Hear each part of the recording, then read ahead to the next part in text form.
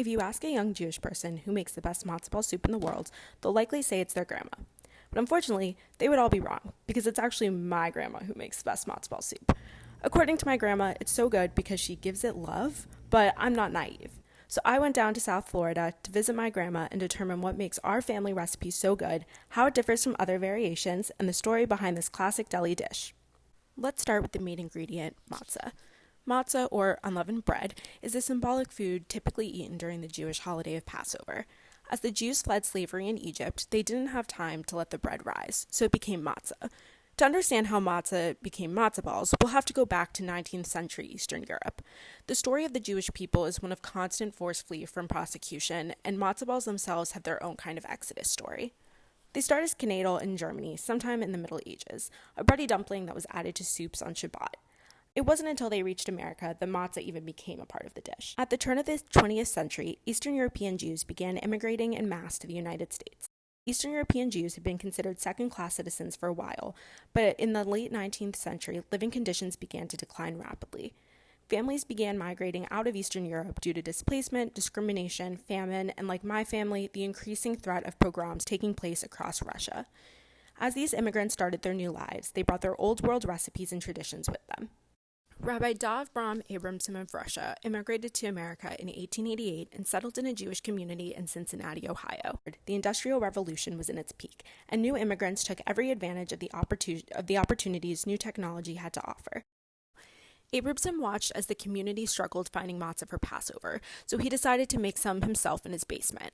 Sales began to boom, and Abramson opened a factory under the name of the dead man whose passport he had stolen to gain entry to the United States, and that man's name was Manischewitz. Rabbi Manischewitz had achieved the American dream. He capitalized on a nice market early on, and American matzah has never been the same. Manischewitz was the first to industrialize matzah, and it's probably the most popular because of all the different products that it introduced.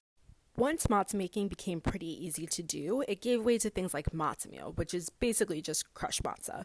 Before industrialization, it didn't make sense to make matzah just to crush it to make it into matzah meal, but that's the key ingredient for matzah balls today. We don't know for sure who made the first matzah ball, but the term matzah ball seems to appear for the first time in a Philadelphia cookbook called Mrs. Rohr's Cookbook.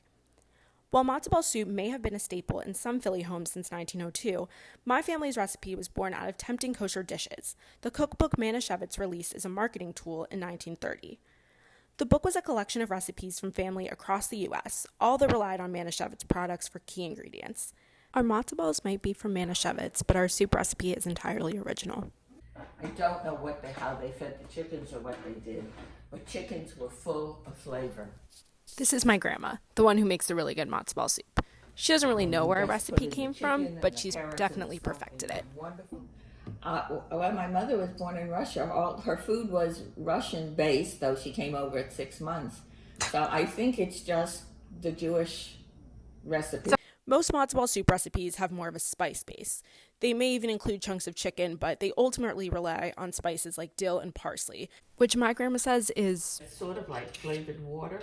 She starts the soup by boiling some water and adding a full onion, chopped carrots, and celery. This is pretty typical for matzo ball soup recipes. Then it starts to differ. The recipe for my great-grandma used real chickens that she hand-picked and had slaughtered at a local kosher market. According to my grandma, those chickens were enough to flavor the soup as well, but today's chickens are not like that, so she relies on chicken substitutes to flavor the soup like bouillon and chicken stock. Today we're using chicken breasts from Publix, but to get the most bang for your buck, my grandma recommends using leftover rotisserie chicken from the night before. Once she adds the chicken and chicken flavoring, she moves on to making the matzo balls and follows the Manischewitz recipe from here. Why do we use the Manischewitz recipe for matzo balls? Because it worked out. It was a good one. Like, who used it the first time? I think me. I think I must have picked up the Manischewitz. So what did great grandma use? I have no idea. Do you think there's a reason why you chose Manischewitz? I just knew it as a good brand, right? Yeah. I think that must have been the matzah and all we had in the house, Manischewitz. Since the introduction of the matzo ball to Passover seders over a century ago, the dish has become a cultural phenomenon, probably thanks to the equally iconic New York Jewish deli. When German immigrants arrived to the United States in 1840, they brought with them delicatessens, which roughly translates to eat delicious things. The original delis, both German and Yiddish, looked more like markets than restaurants.